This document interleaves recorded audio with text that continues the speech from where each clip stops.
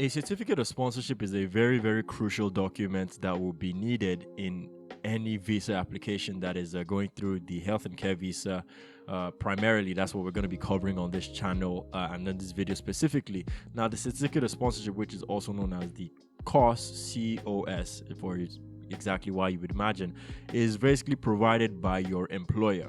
Now, I've done a previous videos explaining a bit more as to what basically this certificate of sponsorship is, but this video I will be breaking down some of the important elements you might find on your own certificate of sponsorship, for example, and why it's actually very, very important that you actually have it while you're making your application, because it has a lot of information coming from your employer as proof. But well, let's not get ahead of ourselves. We'll go through that in this video a bit one by one as to some of the points you might find, and I'll give you a big overarching topic around this certificate of sponsorship, because it is very, very important in your visa application. Okay, so let's go into the video.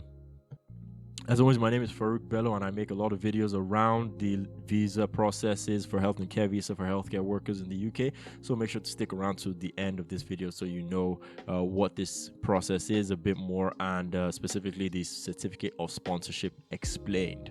Now, the first part of the certificate of sponsorship, it just says, what type of visa you're applying for: tier 2 general health and care workers visa, and X, Y, and Z. Now, this is obviously provided by, it's a very government regulated document, so you should see some form of UK visas and immigration on the top of the document, just to further legitimize it. The next part is a certificate of sponsorship status, basically just some general information about the employer that they need to have. It's going to involve things like what your employer's name is, if it's an NHS trust, what trust that is, their policy number, their certificate policy number. This part is just mainly to show them who is actually providing this employment for you specifically, and then just generically some other more information about that specific trust.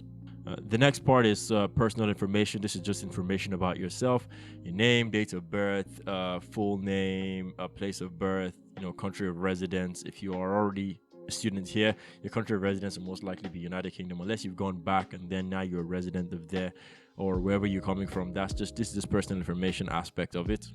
The second part should be around your travel documents and your passport. So we'll have some information of your passport, some of the general information you would see on your data page of your passport, policy number, where it's from, what country you are, just more information around yourself. The next part, we have your home address. So depending on where you actually are, technically, I was already in the United Kingdom as a student, so my home address technically is already here. But if you're coming from abroad, your home address will be somewhere else, if that makes sense, wherever you are at the moment. And then you have some ID numbers and identification numbers segment, which just says if you have some employee number, you have different things. Mine was probably my SI number. So everyone has anyone working in the United Kingdom will have a national insurance number. You have to be registered with national insurance, so that number you provide there. And if you're not already, you don't have it when you get here, you probably will most likely have to get one, because that's just they take money out of your wages every month as well, alongside tax and other things as well. Don't ask me exactly what national insurance does, but I know it's apparently very relevant.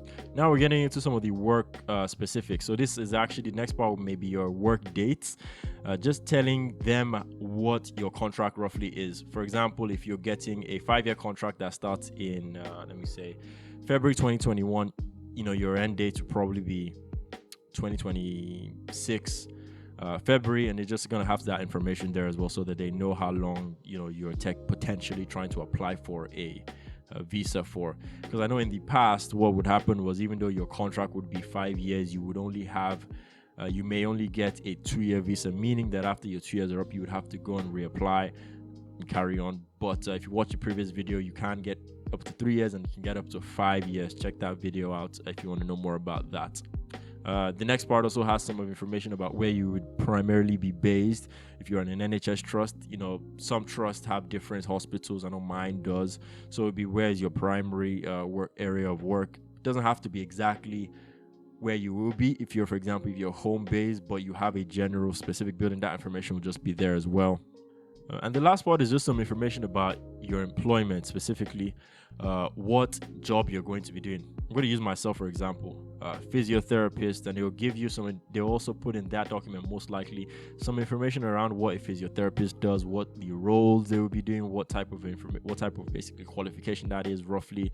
Is it needs registration? Who is the registering body? And more information about your specific role.